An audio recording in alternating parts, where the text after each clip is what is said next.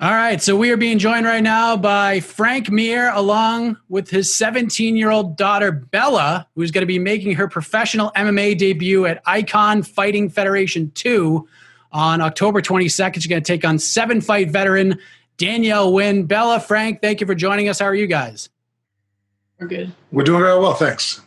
So this is exciting stuff, not just for you, Bella, but for you, Frank, as the dad. I mean, not just Bella's first pro fight, but her first fight in general. How would you describe the feeling right now, Frank, from a father's perspective, getting ready to watch your daughter make her mixed martial arts debut? Well, I mean, from a father's perspective, I'm very nervous just because I know what it's like to go out there and put everything into stuff and into your life and the anticipation, the hopes and whatnot. And it can be very nerve wracking, my kid's following a dream. So again, it's kind of a double-edged sword because one aspect I'm happy for her, another it makes me extremely nervous. Anybody I think that their kid's signing up for college and they're waiting for that that or acceptance letter. There's a sense of apprehension and nervousness of anticipation. So that being said, I'm nervous for her, but then again, I'm very happy that she's doing something she loves. She's out there, she's competing, and she's, she likes being a warrior. She likes the lifestyle, and fighting is going to be able to afford her to be able to continue that lifestyle forward. And Bella, how are you feeling about this? Because I remember 17 years of age for myself. That was a long time ago. That was 20 years ago. And I certainly wasn't thinking of becoming a professional athlete at the time, but we're less than a week away from this fight as we record. How would you describe the feeling that you're feeling right now heading into this fight? I'm excited and I'm nervous at the same time. Just been having a roller coaster of emotions and just different because it's my first fight. So it was a little scary at first, but I've been good though. So I'm curious from actually both your perspectives, and Bella, I'll start with you because, obviously your dad has been a legend of the sport, multiple-time world champion. He's been in some huge fights over the years that you've obviously watched and been a part of in some way, and you've been along on this journey with him in a lot of ways. You have been a very successful wrestler. You've been training martial arts for most of your life. Why did you decide that now was the time to take that next step in this crazy sport of ours? I didn't really know when it was going to, I was going to have my first fight. Probably mom and dad kind of, just like I've been training at the same MMA gym as my dad. And I always said I always wanted to get into fighting. But I didn't really know right now. And I knew I was going to get it at least at 18, just because of USA not having MMA fights. But then I was told that you could be younger fighting out of the country, and so that was an option, and that was the option I took. Yeah, she wanted to compete as an amateur, and that's what we thought we were going to do. But then my wife actually brought up a good point. It was actually me and Bella on one side saying, "Oh, we'll just do amateur fights," and then Malky and my wife going, "Well, hey, you're going to get hit and abused and trained, and you know how wear and tear on the body. You really want to go do 10 amateur fights before we turn pro, anyways, and just add those miles." So I guess in a sense, I was like, well, if you're a collegiate athlete, you know that you're going to have a pro contract. Is pretty much the writings on the wall. Why would you take the abuse of a couple of years of college when now there's a chance you injure yourself and now you never even get to turn pro? So that was kind of the deciding factor for Bella just to immediately go pro. And also when we found out that the iKON, because of being in Mexico, would allow us to turn professional before the year 18 years of age. So that new information kind of guided our decision. So when you found out that this was a thing, the opportunity was there for you to take a fight, Bella, were you just like, was it a little nerve-wracking to say yes, or did you know that this was it, this is the time, opportunity's knocking, I got to answer this door now? Well, yeah, I was excited. I was actually excited when I was told that I was going to have the fight. But then as I started thinking about it, I started getting a little scared just because being locked in a cage with someone's kind of scary. Once you step in, it's kind of hard to be a wimp and come out. And so I was a little nervous too, but as the fight keeps coming closer, I'm getting a little more excited because I'm getting more confident in my training and I'm just going to trust the fact that I train hard and I feel like I could do my best. And Frank, is it fair to say that, I mean, you talk about the nerves because, you're about to watch your daughter go in there and fight. Is it fair to say that you're more nervous now getting ready to watch your daughter fight than you've been for any of your fights? No, I think that's an easy and very relatable, statement. I think a lot of people realize that more nervous watching their loved one or their friend or teammate compete, and Bella's all three for me, and so it is nerve-wracking. But at the same time, I see how dedicated she is, and I watch her perform in the gym, and what she's able to do, and so that gives me a little bit of solace in the fact that I'm like, well, barring fighting, Amanda Nunes right now, I'm pretty confident whoever they throw on the other side, at this point, we're actually going to be extremely successful. And so, and that comes from me watching her with very high level girls who down at, especially, when we roll at Zenith, she's rolling with world champions, and then when we go to, a syndicate, she's sparring, wrestling, doing takedowns and MMA training with other people that have been in title fights and had titles in the UFC. So that gives me a certain level of confidence to know where she's at. And, skills wise, she's way ahead of the curve. This is actually, it's going to be pretty one-sided for her first couple of fights, as far as what her abilities are. Now, does that mean she's going to be able to execute when the fire is on? I think so, because I've seen her with wrestling and jiu-jitsu competitions also being stressed out, being Frank Mir's daughter and going to a jiu-jitsu competition, everybody's staring at you. So I've already seen her perform under, heightened pressure. And she's always risen to the occasion and definitely met expectations. So that's why I kind of feel that, like, again, as nervous as I get, these different factors I can look at give me comfort. I'm like, all right, well, I know most likely what the percentage of what she's going to behave like and how she does against other girls gives me a lot of comfort. And Bella, it's just wild to go through social media and see you signing management contracts at 17 years of age. You get your first fight booked. Every major MMA website, from ESPN to MMA Fighting, all of us, we're all writing about it. We're all bringing attention to it. Are you enjoying all of this attention at such a young age? I'm not really enjoying it. Kind of made me more nervous because I didn't realize how many people would be watching, and actually knowing that I signed.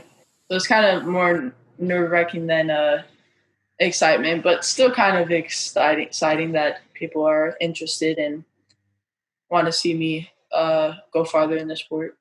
And we've seen how, the MMA community has reacted to this, Bella. We see how your dad's reacted to all of this. How have your friends, your classmates, how has your community overall reacted to all of this? Is everybody fired up and excited to see you get in there and fight somebody for the first time? Oh yeah, my friends are very excited. They can't wait to see me fight and see me on TV, and they haven't been weird about it at all. They're more excited than I am, probably. I know you were in your dad's corner for his Bellator fight against Javier Ayala. You were a big part of the open workout as well. It was just such a cool moment to see and watch. What was that experience like for you? Probably the most nervous I've ever been in my life. It's like what he said, when you have someone you love or in a cage fighting, it makes you more nervous for them, just because you're just a bystander, just watching, and you can't really do anything if something happens, and kind of scary. I assume your dad will be in your corner. Who else will be cornering you for this fight? So it's my dad, my wrestling coach at Centennial High School, Don McGregor, and then my brother, Cage Mir. Oh, very cool. So you're going to fight Danielle Wynn. She's 4-3. She's won her last two fights. Good amount of experience for your professional MMA debut. How do you like this matchup? I really don't mind who I get matched up. I just want to compete, and if that means I have Danielle Wynn or a UFC fighter, that's all right. I'll go out there and do my best, and I know I'll do well. Do you watch a lot of tape on Danielle, or do you let your coaches focus on that? How do you, self-prepare yourself for, if I know it's your first time and you'll learn more lessons along the way, but how are you sort of handling the preparation for this fight? My coaches watch a lot. They watch tape on her and they watched how she fights, but I'm more focused on what I am training to do and what I've prepared myself to uh, do in the fight, and I'm more focused on that than her. Frank, I'm kind of interested to get your take on this because, you know, you've been in the sport for a long time, and sometimes we have these situations where when these fights come up, it's like history versus mystery, right? Like Danielle's had 7 fights. You could probably go and find most of them on YouTube or somewhere on the internet, but Bella's the mystery in this equation. There's like not a lot of footage. You just read the articles. People know Bella's your daughter, but how much of a factor do you think this could play, sort of the mystery versus history factor on October 22nd? I think that actually the benefit is in our corner because, you know, I can look at Danielle and watch her fight and break down what her tendencies are, what her mind thinks like. I can see what kind of athlete she is. I can calculate what she can throw with strength or speed just because of how far she keeps her feet away, what her propensity to want to do in certain situations, whether it's going to be, you know, changing levels to stop the shot or a switch knee or whatnot. I have information on her. We don't have information on Bella sparring or fighting or doing MMA for her on her corner, which, is a great detriment. But I've got to watch Bella do MMA rounds with, like I said, high-level girls, Sarah Kaufman's of the world, the Roxanne Modafanos of the world. And I can see what Bella does well and what we need to, tailor her game planning for. So really, her corner is in a situation where they got a game plan for what they think they're going to see. And I'm sure they can make some safe assessments of Bella's strength in wrestling and grappling and submission abilities. And so, I mean, they're going to have a roundabout idea, but as far as even her stand-up, they don't really know what we're getting into. I think they have a clue of what kind of athlete Bella is. Athletically, if her and Danielle wanted to compete in that kind of realm, Danielle wouldn't last 15 seconds with what Bella can lift or how fast she can run. But and obviously there's a lot more to fighting than just that. But that's a factor that's tangible for them right now to try to gauge off of. But other than that, they don't have anything. And so, yeah, it's a great advantage to us. I'd rather be us in this situation than them. And Bella, like your dad was talking about, training at Syndicate with the Roxanne Modafaris, with the Joanne Calderwoods, you even get a little bit of crazy and wild with guys like Jordan Levitt, who's just got into the UFC off the Contender Series. How pivotal is that for you to be able to work with such high-quality fighters preparing for a fight like this? Oh, I love it. I love that JoJo and Roxy and Sarah beat me up a lot. And I love that I get to see like where I'm at with UFC fighters, and I love that. Like, I love to go to a gym that people are better than me, so it sharpens up my tools and just makes me better. And I love that. And what do you think of like the mystery versus history aspect that I asked your dad about? Because, like he so eloquently put it, there's not a lot to know about you at this point. We're going to find out a lot more on October 22nd, but most people look at it on paper like you're going to go in there and have the wrestling advantage, but maybe you can go in there and punch her in the face and change things up pretty quickly. How do you like that aspect of it, of just going in sort of relatively unknown? I think it, like what, again, my dad said, I think it gives me an advantage just because even like when I wrestled, my coaches would always pull up videos of girls that I'd have to wrestle that were nationally ranked. And there was some videos of me, but not really much videos of me with nationally ranked girls. So it kind of they didn't really know what they were going to do unless I was at a nationally tournament, and they just saw me wrestling the match before theirs. And I think it gives me an advantage for them not knowing what I'll do during the fight. But yeah, I think it gives me more an advantage than she does. What would you say is like the best piece of advice that your dad has passed along to you heading into this? Because I mean, you're nervous. I'd be nervous at 37 years old getting into a fight right now. But what do you think has been like the best calming influence, the best piece of advice that he's given you along the way as we're 6 or so days away from this fight? Probably wrestling a lot. Not just trying to keep my mind straight and not trying to freak out over things that not really need to be freaked out or be nervous about, and not training multiple times a day and taking a break. But it's not that she trains multiple times a day. Just I try to explain to her that 5 workouts in one day is not beneficial in the long run. And so, she still can train multiple times, but Bella, if left to her own device, she'd get up in the morning and go to the gym and wouldn't come home until, it was well into the night, and want to keep trying that routine going. And I had to explain to her that even though that she's a very healthy, young 17-year-old individual, that's not going to bode well in the long run. How challenging has that been for you as the dad and the training partner in the corner, trying to rein her back a little bit? The good thing is that Bella listens to me most times. I was just talking about that, how, blessed we are that Bella is as attentive as she is, and just naturally just that kid, good kid in class. Always, every coach has always been just, astounded with her ability to learn and listen. But also too, because I've been around long enough, there's certain lessons I let her learn on her own, just because I'll say, hey, for example, the overtraining. I think it was about 2 weeks ago, Bella, I was like, okay, we're going to go and do pads now tonight because we already had a hard workout at Syndicate. You went and did a wrestling practice. So we've had 2 hard practices today.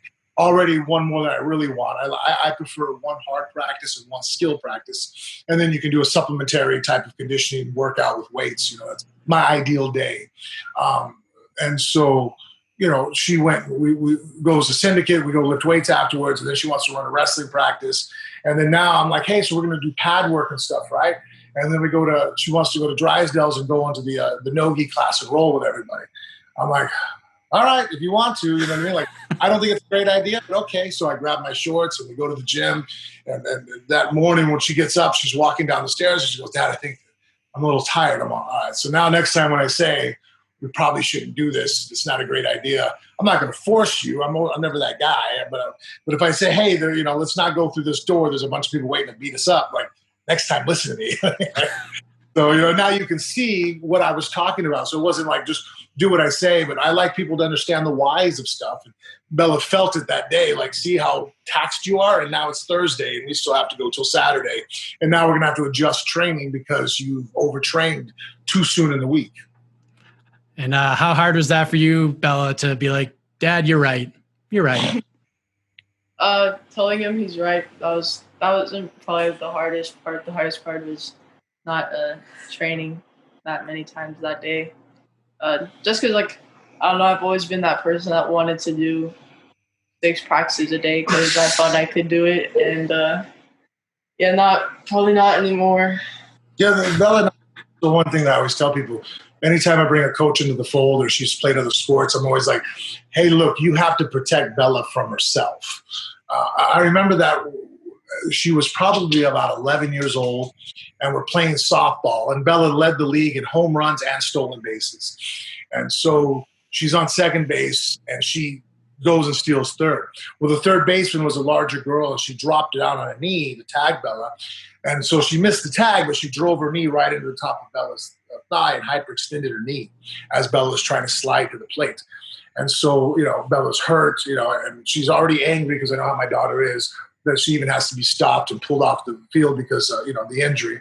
So we're sitting there and the doctor, or the trainer is looking at her and goes, all right, she's going to have a really nasty bruise and it's going to be sore. She's going to be stiff for, like a week or 2. I'm like, cool. So I'm like, all right, so do you want to just finish the game in here with your teammates and stuff? I won't, I'm not taking you home. We're just going to go out there. And my daughter actually wanted to, one of the few times I've ever looked at her, and I was not in good graces with her because I didn't want her to play. So now me and my wife were fighting with each other because my wife's like, oh, she's not hurt. You can let her go in there. You know what I mean? I'm like, no, this is stupid. This is just, I think it was even a scrimmage. I'm like, this isn't even for real. Like, let alone is there even money on the line, but like, why are we going to risk, her now, blowing out her back because she's hobbling towards the base because she's going to go 100 miles an hour? Or, what if it is a more serious injury and the trainer doesn't have access to an MRI machine right here? Like, dude, just chill out and sit on the bench. And I was definitely not spoken to for a few days after that.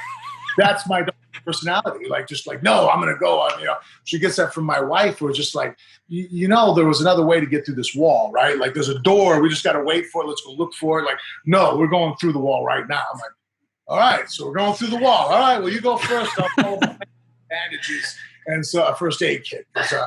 Me personally, and that's where actually when people ask my daughter, we differ greatly.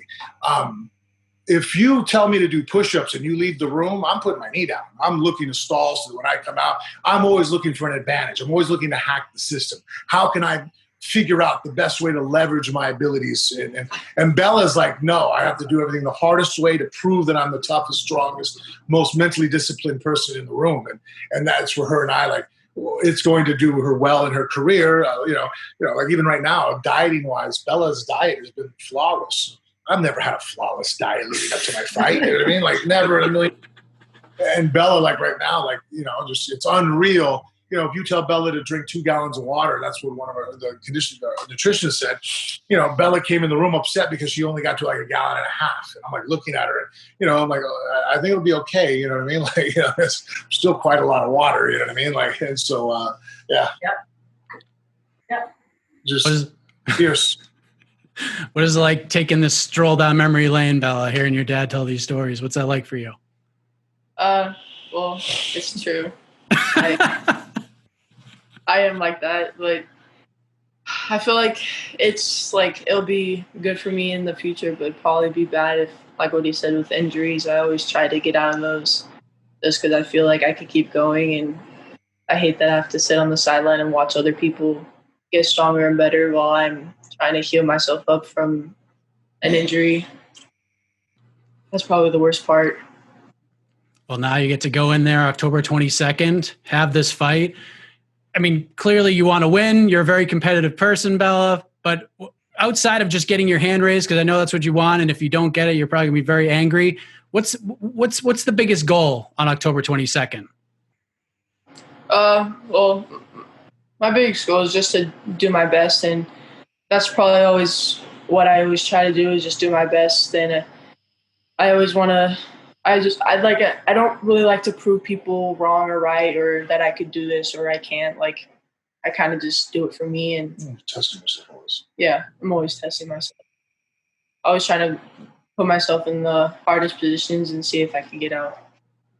And there's no greater test than getting into a ring or a cage and scrapping it up with somebody, right? I mean, this is something different, and you've been very competitive throughout your life, but I mean, this has got to be just a much different feeling, right?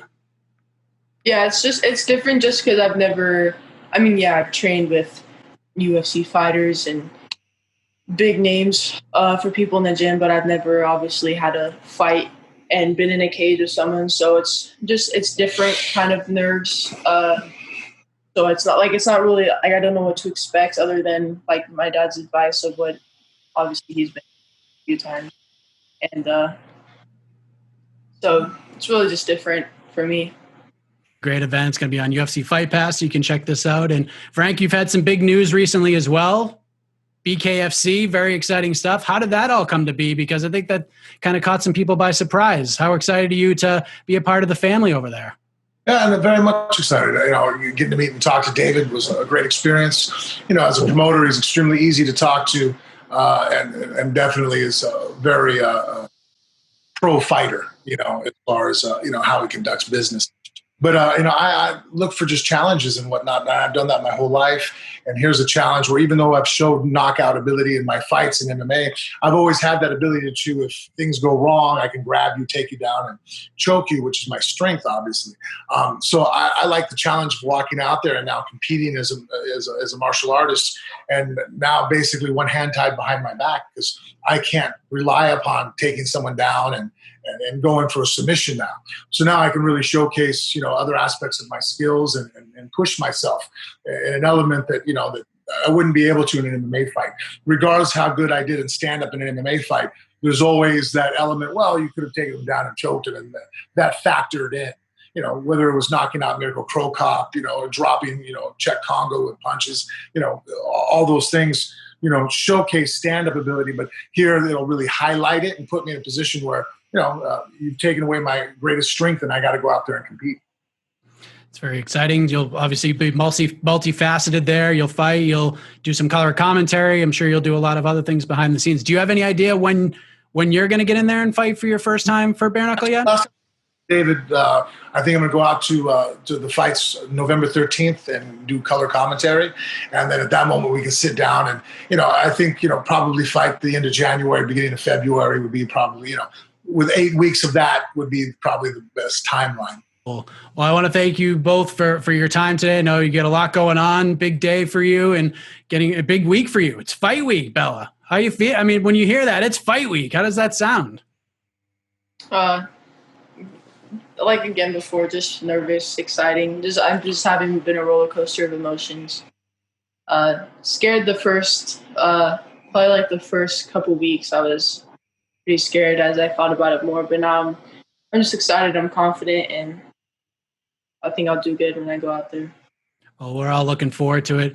Bella, thank you for the time. All the best to you on October 22nd. And Frank, thank you for jumping on and telling some stories and helping us get to know Bella a little bit more before her pro MMA debut. I appreciate it very much. Oh, you're welcome. It was awesome. Thanks.